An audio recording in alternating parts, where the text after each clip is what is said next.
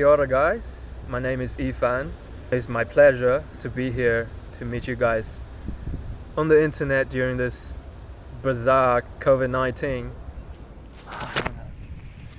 Okay, so I'm a fan of myths. My favorite one is Journey to the West, which is a story about the wisdom, the so-called truths in the centre.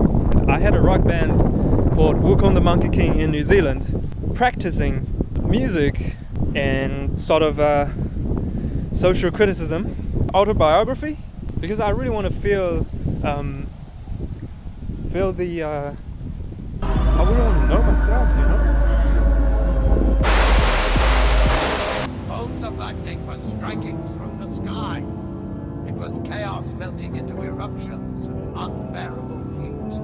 Mountains and cliffs were formed after unknown years when the symphony of roaring waves had suddenly stopped. There was a rock that had been worked upon by the pure. If you look at this moon, the last time it happened like this was 800 years ago.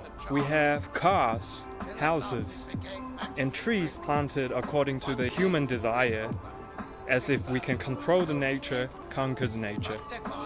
There's a transformation in terms of technology, knowledge, and how we pursue the word, our way of life. According to Levi Strauss, myths is about transformation, and the true meaning of myths is within the transformational structure of myths, where we have two key oppositional values and its representation. In results, we would have a mediation.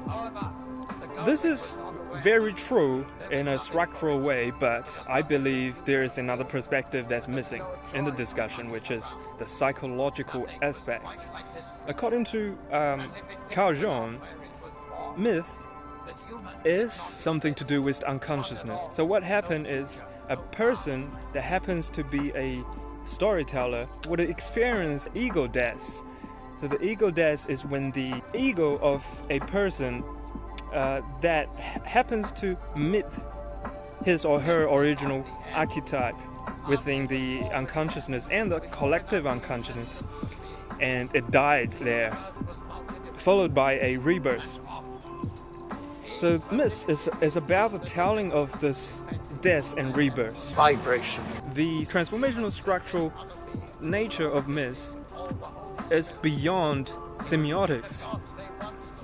According to Lacan and his theory of fantasy, that human has a biological mechanism to do with the unconscious desire, where a person would experience the initial symbolization to do with objects and the significant bigger.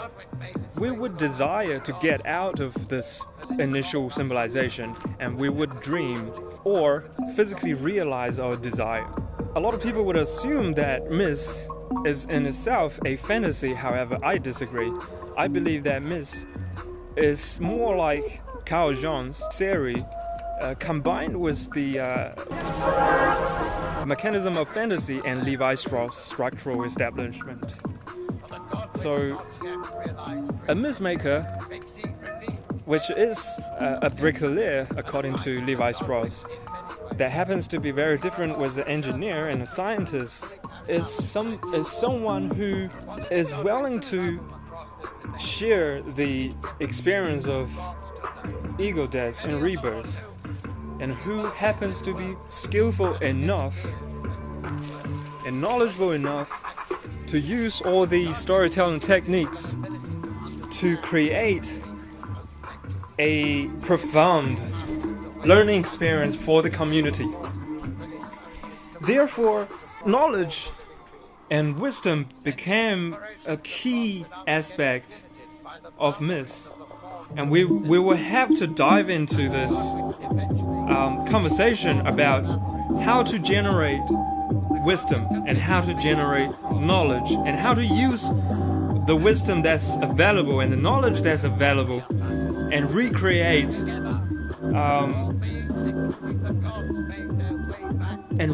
ourselves. The true force of collaborative vibration wouldn't be complete without human. The conflict reckoned.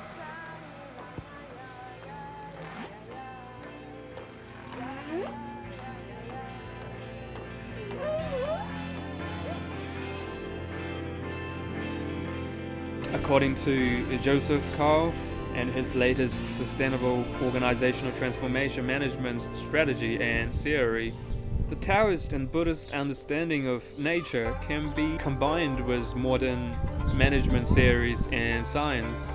Therefore, it is something we can use as oppositional values as mentioned by Levi Strauss. Because there's so many talented minds, all we have to do is to understand them and bring them into a reality, to transform knowledge and experience and social convention into a newer realization.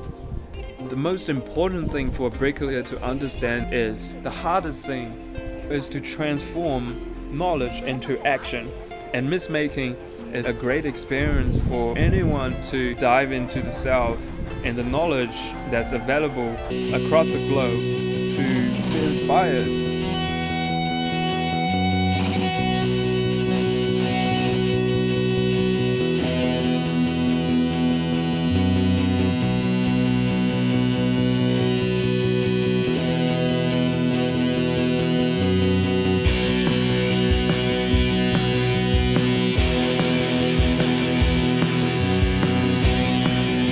There is a key intellectual figure that is often ignored, Wang Mingyang, that everything can be known through our hearts. It has to be positive, the thinking and the action has to be cohesive, and they have to match. You cannot have the conflicts between what you know and what you do. And he believed that's the answer for the humanity and how we should govern ourselves and our government and organizations.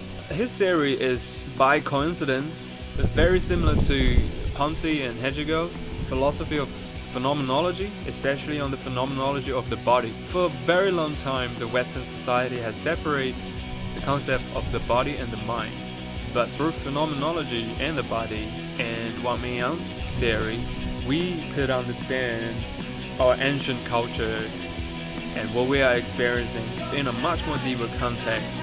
And that is a key knowledge for us to redefine the bricklayer and the role of a bricklayer as an important, altruistic form of social technology that can use knowledge to turn existing experience into wisdom and new knowledge. To be able to drive this engine, we have to add the fuel of the knowledge that we do not know. For example, linguistic studies, modular genetic studies, recorded history, practitioner knowledge of musicians and filmmakers. All of those things are important contexts to be considered by a bricklayer.